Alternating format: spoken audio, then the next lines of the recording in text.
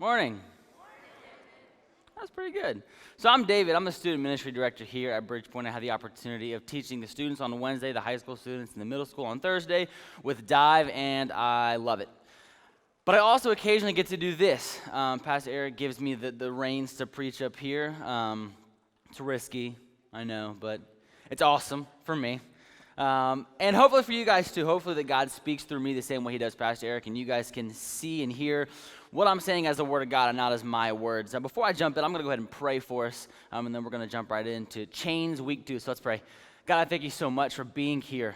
God, for being who you are, for writing us this love letter, this book that we get to see and know and understand your heart. And as we read these things, God, that it changes us with the Holy Spirit that lives within us, the truth in this word. As we bring those things together, God, you change us, you grow us, and make us more into Jesus, make us more into a picture of your Son, the example that you gave us, God. And I pray that you do that today.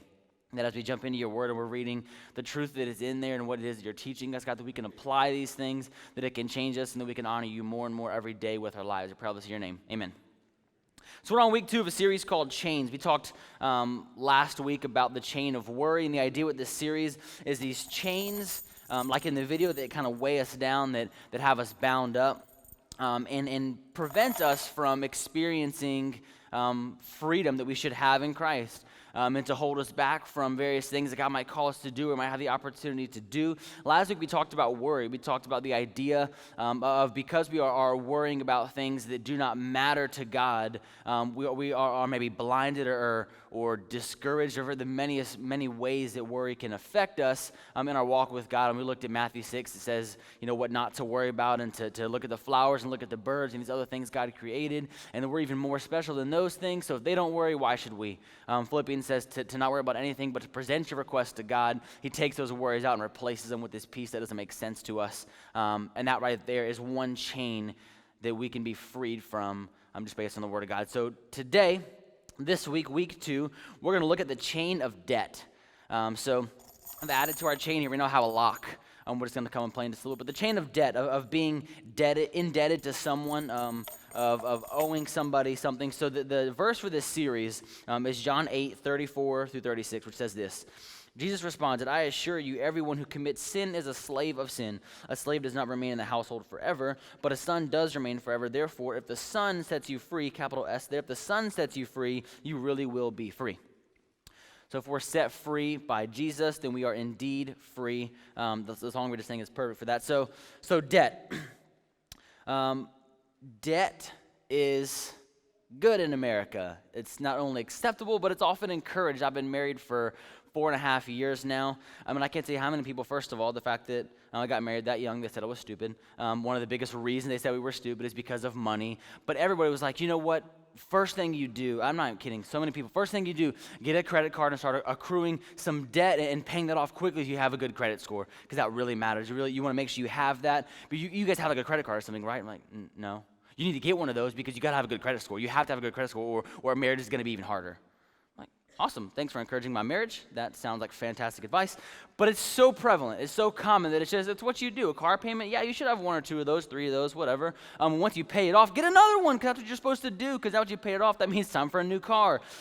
Debt is just expected. So we've got debt in some of the most common ways in buying a home, in our education, so student loans. How many of you guys got some student loan debt? That's a lot of hands. Student loan debt, medical bills, credit cards. So debt is pretty prevalent. I got a couple stats for you real quick. Let's see. All right. The average American household carries $203,163 in debt, not including auto loans and personal loans. So that's most likely a mortgage. That's about $250,000. The average. That's average. You guys know how numbers work. That means there's a good bit that are plenty higher and some that are lower. So almost $250,000 is average for a family in America to just have. I owe somebody $250,000, no big deal. That's cool. It's normal. The average household has $15,355 of revolving credit card debt. Revolving credit card debt, meaning that it sits at about that number. It goes up a little bit, you pay it down. Goes back up a little bit, you pay it down. So on average, about $16,000, somewhere around there, you just have, give or take some, revolving around your credit card. Household debt has jumped up 15% faster than income over the last dozen years. Don't know if you realize the problem there, but when your debt grows faster than your income, that's a problem. It's called the black. We don't want to be there. So, the total outstanding U.S. consumer debt is $3.4 trillion. That's a lot of dollars. So there's some stats for you. Welcome to America. Debt is normal, it's accepted, it's encouraged, it's not a big deal, nobody's really concerned about it. You get the phone calls, but everybody gets those. Doesn't really matter. Stuff's in collections. They're just doing their job. It's just my job to ignore the calls. It's how things work. That's how the Word of God says, and that's not what we're called to be as believers, which is what we claim to be. So we're going to jump into the Word of God and see what the Bible has to say about debt. I love teaching. If you ask, my first example is my siblings, but if you ask anybody that's known me for longer than about 30 minutes, you'll see that I like to talk. It's funny, like, what? No way. Actually, before coming up here today, before the 9 o'clock service, Brittany was asking me if I was ready. I was like, yeah, I'm ready. I'm kind of nervous. She's like, oh, you'll do fine. You could talk to a wall. I'm like, you're awesome. Though that's true, that's not, whatever. It's cool. So that's very true, though. Very true. I like to talk, but I don't just like to talk. I love to teach. And one of my favorite things to teach, obviously being within the Bible, is concepts that are super clear and easy. And it's just kind of, I don't even need to teach it. You just kind of say it, and you're like, oh, okay, cool. That applies pretty clearly. I'm excited about this topic because there are some things in the Bible that you kind of have to read through it a bit. You have to try to understand the context. You have to kind of take a couple passages together, and you understand, okay, so that's how you handle this issue. Debt's not one of those. It's kind of like, oh, cool, it's a bad idea. It's dangerous. And I love that. So that's what we're going to see in just a minute. But one thing I will say is the Bible does not say that borrowing money is not allowed. It doesn't say anywhere, do not borrow money. You cannot take a loan. It also does not say that it's good. It's not like, hey, go get loans and borrow money from everybody. But what we do see is that it warns us against that and gives us some of the consequences because it's a pretty big commitment that you're making. Paul says that everything is permissible but not beneficial. Can I borrow money? Yes. Is it a good idea? Maybe not. So we see warnings of kind of why this matters and why it's so important. So first verse we have Proverbs 22:7. You guys can turn there. It'll be on the screen. The rich rule over the poor, and the borrower is slave to the lender. Enter the chains. Slave to the lender. If you borrow money from somebody, they able to hold something over you, hold you bound in a way. They have something that you are tied to, chained to. You are a slave to the lender. So that is what debt is. So what we're going to look at is understand that again, that's one of the first parts of not hard to understand. You guys get it. That if you owe somebody something, then exactly that. You owe them. They have something over you. That's not necessarily a bad thing, but I made a first commitment to love Jesus, and he's supposed to have the first control over me. So when I make commitments, there's a chance they could get me in trouble or get in the way of me honoring God because I've been unwise with other commitments I've made. So the first key, we're going to look at a key here.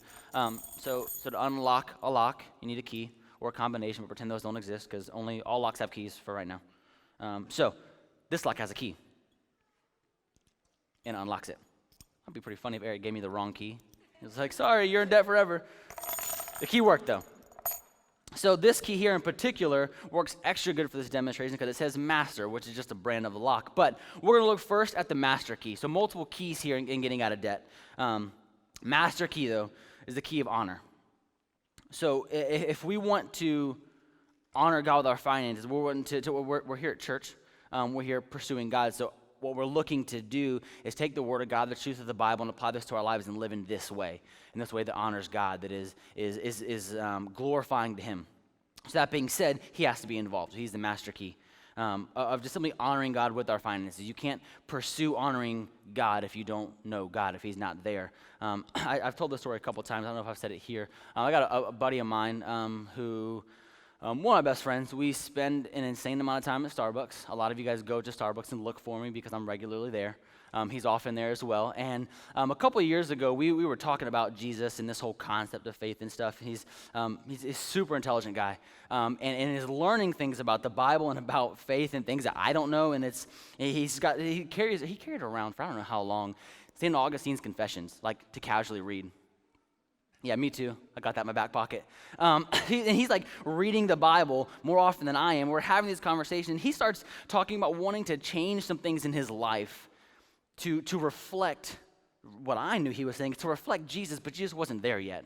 Like, I really want to make some changes. I want to do some things differently. And he's like starting to have this desire to model his life in a way that would please God. And I'm thinking, you don't even know Jesus yet. Like, what are you doing? This is so backwards.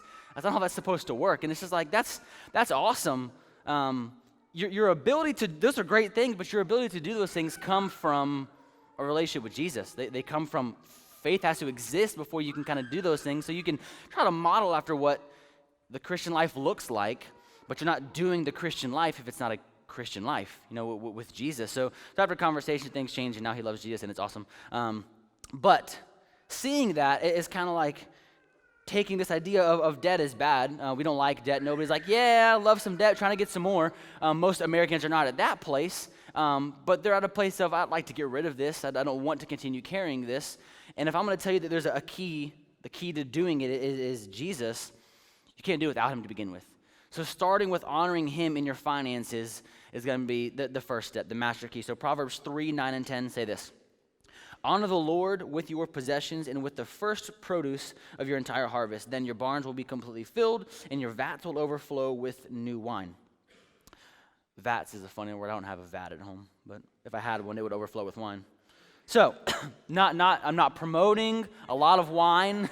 I mean, slow down. I don't even like wine, first of all, so there you go. Mine would overflow with whiskey.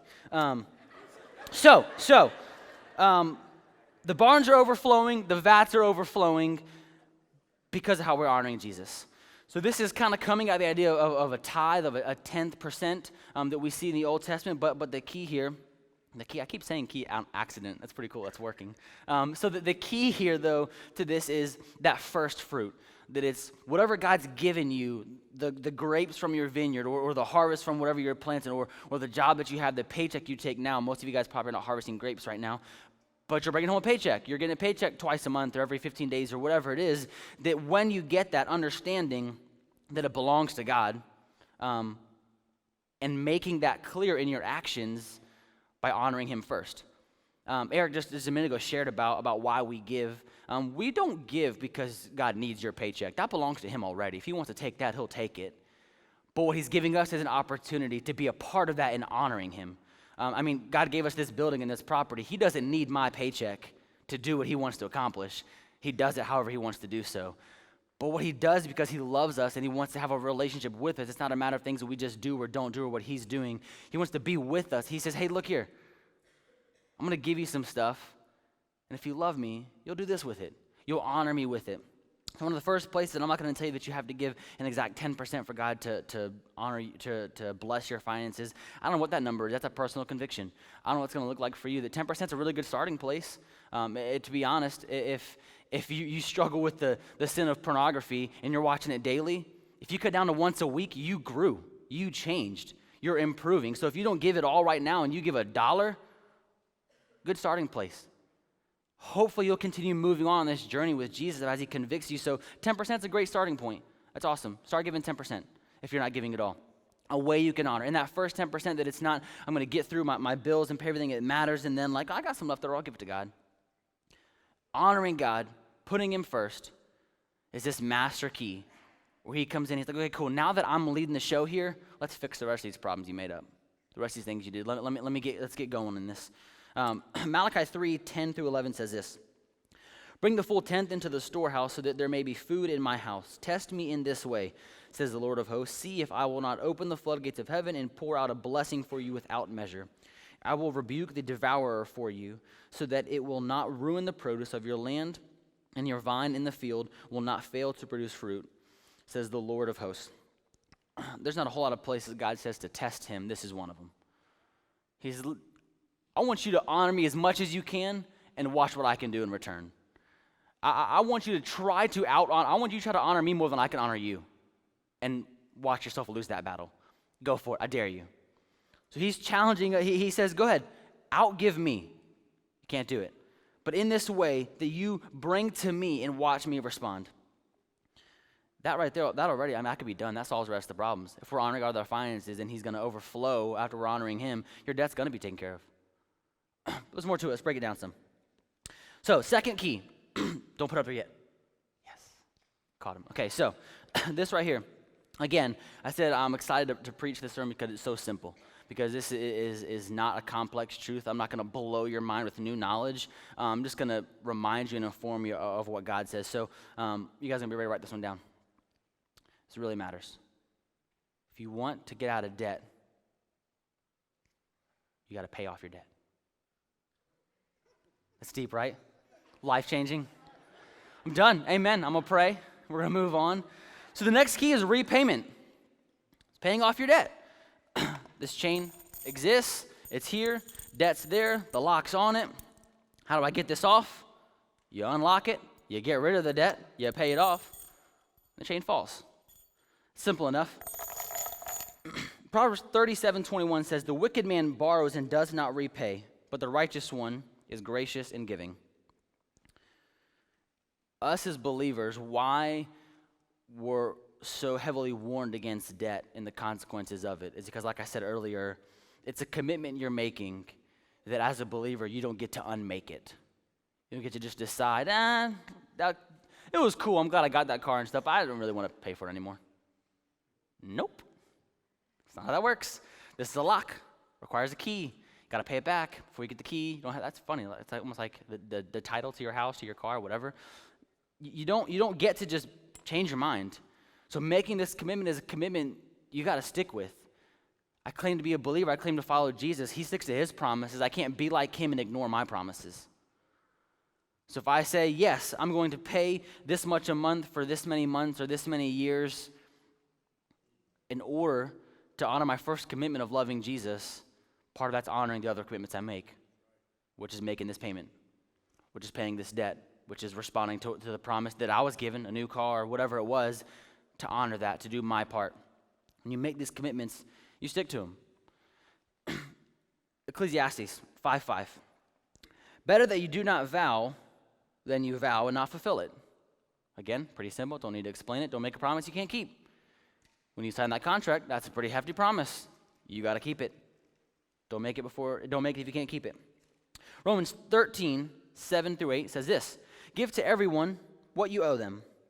If you owe taxes, pay taxes. If revenue, pay revenue. If respect, then respect. If honor, then honor. Let no debt remain outstanding except the continuing debt to love one another, for whoever loves others has fulfilled the law." So again, first promise we made, the first vow we made as believers is to love Jesus.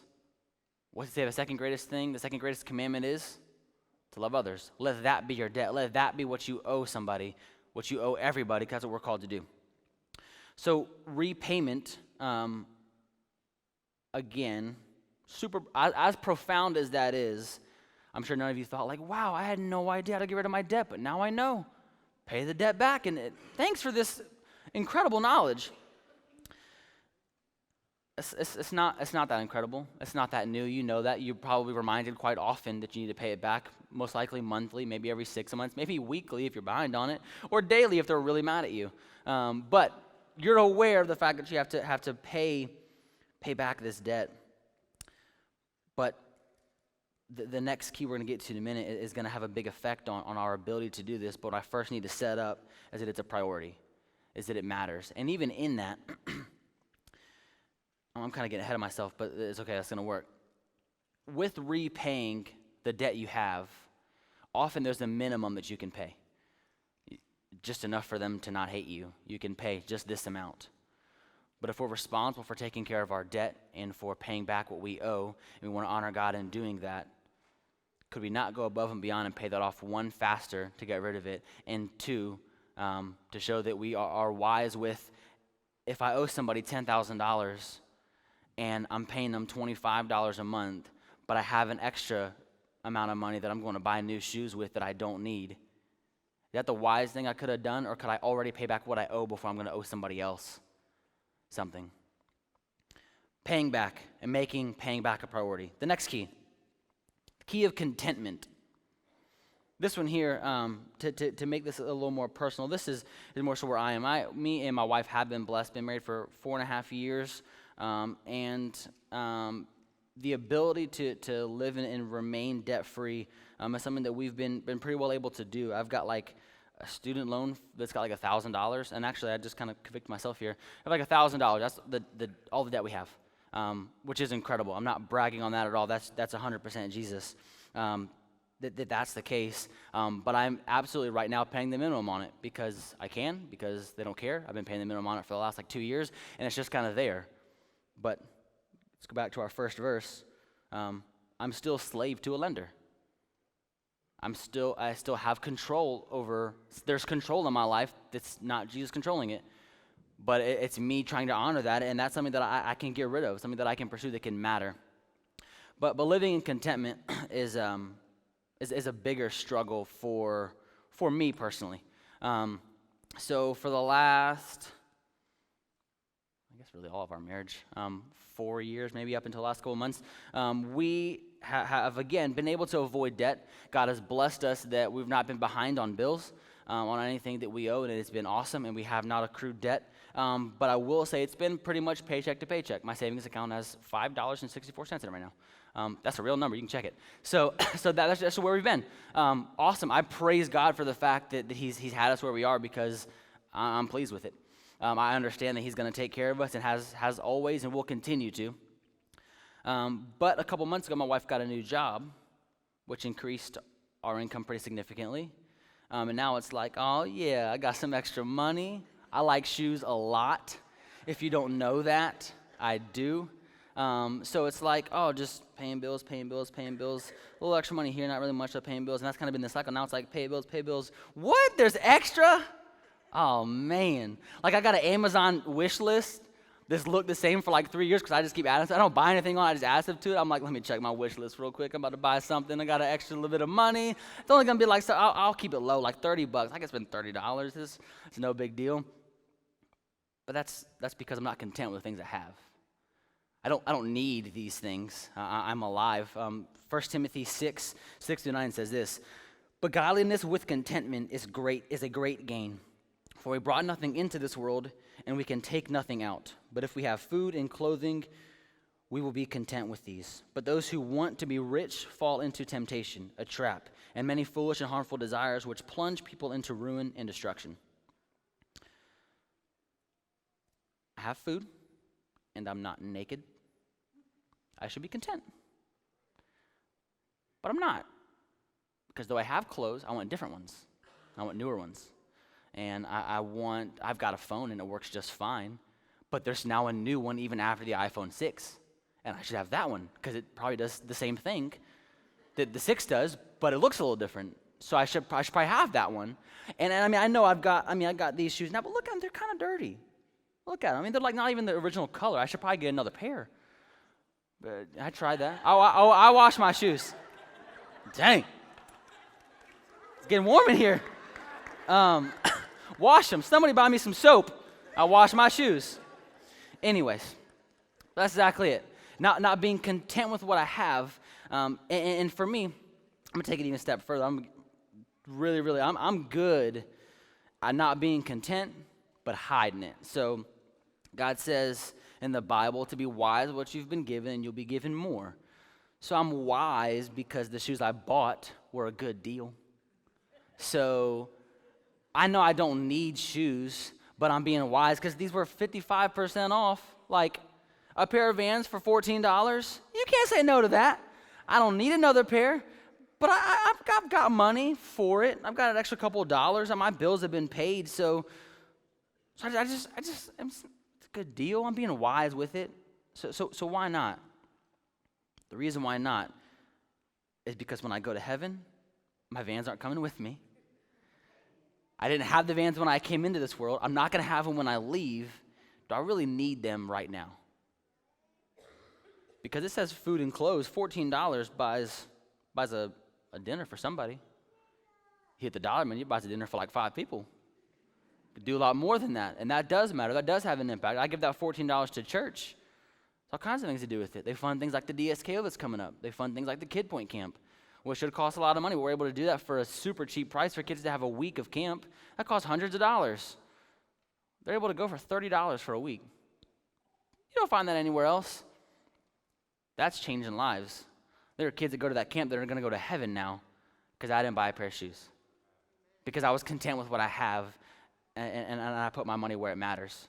I invested it in the way that it matters, and the ability to do that is only when this isn't present. Because it's one thing to choose not to buy a pair of shoes. It's another thing to choose not to make your car payment. Because at that point, you just traded one sin for another. You're not honoring the commitments you made for the sake of, but I want to do this with the money. Whoa. It's better that you don't vow than vow and not fulfill it. You vowed already. You got to fulfill it. That's what you got to do. Philippians 4:11-13 says this. I don't say this out of need. This is Paul writing. I don't say this. I'm not 100% sure. I'm pretty sure he was in prison when he wrote this. Is that correct? Yeah, this dude's in prison. He's sitting in a jail cell. He writes this. I've never been in jail, but if I did, I wouldn't write this. I don't say this out of need, for I have learned to be content with whatever circumstance I'm in, like sitting in a jail cell right now. That's the person in there I added that. I have learned to be content in whatever circumstance I am in. I know both how to have a little and I know how to have a lot. In any and all circumstances, I have learned the secret of being content. Whether well-fed or hungry, whether in abundance or in need, I am able to do all things through him who strengthens me. That verse is quoted probably more than any other verse in the Bible. And I hear it, I think of like, you're experiencing this super huge trial, and it's like, but I can do anything with God who strengthens me. Or you're going for a new job, and you're like, I'm probably not going to get this job anyways, but I can do anything with Jesus. Paul's like, okay, well, can you just sit down and shut up with Jesus? Can you be okay with what you have, with that strength? Because maybe the strength you need in Jesus is to be okay driving the car that's 12 years old. Maybe that's what he's calling you to do, and you need strength for that. Maybe you should just be pleased with the 3 acres you have and not be trying to set things up so you can get 15. And you need Jesus' strength for that to happen. Paul said, I could be content with a lot. I could be content with a little. Because contentment's not based on what I have. It's based on my heart. This chain, I just quoted a minute ago that when I'm wise with a little, God will give me more. If you're wise with what you have, you'll be blessed with more. So God's already given me some stuff. He's given me some money. He's given me enough money to make this. I'm about to say this. I don't have a car payment because that would mean I have a nice car, and I don't have one of those. But God's given me enough to make that $315 car payment. Man, if I'm wise, he'll give me more. What if what he's given you more is that $315 back when you pay off that car? He's already given you plenty, but you bound yourself up in a way that you have to use it in a particular way. He says, I got plans for that. I know of a family that can't pay their electric bill this month. And I'm God, so I'm going to make sure that's taken care of because they love me and that's what I do. You could have the opportunity of being a part of what I'm about to do. You got a car payment to make. Car payments aren't bad. It's not an issue to have that. Is it holding you back, though, because it's not where you should be? I'm not the biggest fan of Dave Ramsey, but the dude's smart. He knows his stuff. He says some good things. He talks about living within your means. If you make $125,000 a year, you should not be driving a $30,000 car. Can you drive a $30,000 car? Sure. If you make $250,000 a year, you're living well within your means. That works. You're being wise what you've been given. You're living within what God has blessed you with. You're at a place where you're so bound up by chains, everything you got is going to make a payment on something else you committed to. You're going to miss out on opportunities that God could say, yeah, you want to be a part of doing something awesome? You want me to show you how I'm going to bless this family? You're about to be involved. You want to go on that mission trip? It costs $3,000. Okay, that's not there. God can pay for that. Again, he owns it all. He can do that. Maybe what he wants to do instead in you is say, once you begin to honor me in what you have, then you'll get those opportunities. Then I'm going to send you. Then you're going to do that. Then I'm going to do this through you. Then you're going to experience this various thing. Paul says, I've learned to be content with whatever I have. Getting out of debt, getting rid of these chains, unlocking this lock with these keys. Again, not new information. The idea of spend less than you make. It's a pretty simple concept. I'm not the first one who made that one up. Pay back your debtors. Again, not a new idea. Honor God with your finances. If you've been around church, it doesn't take long for you to know that. That's where it starts. It's with God. It's with the ability to apply these things. He's the one who has these keys. You get them from him. The ability to do this is because he says, I'll give this to you. I can give you this contentment. I can give you that peace. I can provide for your needs. What I ask of you is love me and love people. There's lots of things wrapped up in that in the life of a believer. So maybe for you, this stuff sounds great. You're in a mountain of debt. You don't want to be there. You want to be content with what you have, but that's really hard to do. You want to be able to give freely. Even that verse. A wicked man borrows and does not repay, but the righteous one, it doesn't say it would make sense for that verse to say, the wicked man borrows and does not repay, but the righteous man repays. It doesn't say that though. The wicked man borrows and does not repay, but the righteous one is generous in giving. It goes beyond that. So when you're righteous, it's not that, righteous because you paid back your debt. Because you've done that, you have the ability and the gift to be generous, and God's given you enough to be generous with because you're wise with what he gave you. Comes from having a relationship with Jesus, with having the ability to do this is knowing God. So maybe you're in a mountain of debt and you have a hard time being in that contentment. And I'm telling you that the real key, forget these other keys, the first key is Jesus. Maybe you don't even know him. It's reasonable. I'm not going to assume that every single one of you guys in here has an awesome, thriving relationship with Jesus. I'm not going to assume many of you guys in here even believe in Jesus. It's a reasonable place to be. If you don't, welcome. I'm glad you're here. These are real world problems. These are not like unique to Christians. It's a problem we all face. The difference is I have the key for solving it. So maybe for you, it's knowing Jesus. Maybe it's just accepting him for the first time right now and being given this ability. I'm going to go ahead and call the band up. You guys can go ahead and make your way up here. If you do have a relationship with Jesus already, maybe your next step is just simply to take a step. Living within your means, it just takes self-control. It's possible. One, you have self-control. It exists. The reason you haven't murdered somebody when you're sitting in traffic, self-control is there. There's some of it. It can grow. So what Jesus does is he develops us as believers. We're called to be content. That means he's not going to call us to do something that we can't do. If he says be content, that means he's given us the ability to be content and to grow in our ability to be content. So maybe your action step is, again, I didn't tell you guys anything new today. Well, you've heard most of these things more than likely. Maybe it's just applying them. Maybe it's just taking the serious step of, I'm going to stop buying things I don't need to buy. I'm going to go delete everything on my Amazon wish list. I'm going to delete the Amazon app because I don't need to look at that. I'm going to stop subscribing to these magazines because those things, I just see them and all it does is make me want more things. All kinds of simple steps you can make. Again, I talk to the students all the time that I'm not looking for you to be Jesus tomorrow. I'm looking for you to be better tomorrow than you were today.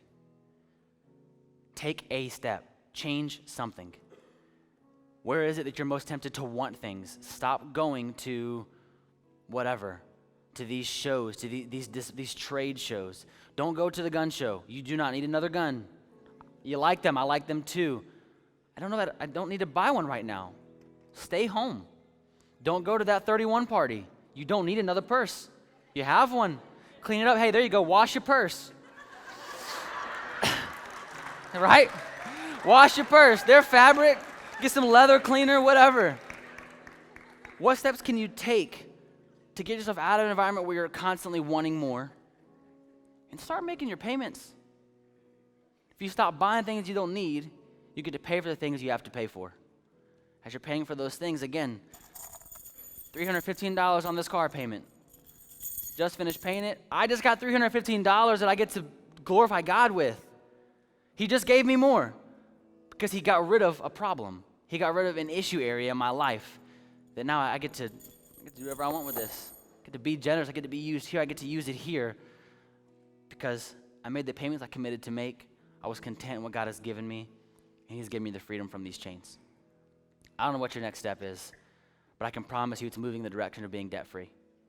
I can promise you it's getting to the place where the money that you have in your possession, you're free to do whatever God tells you to do with it.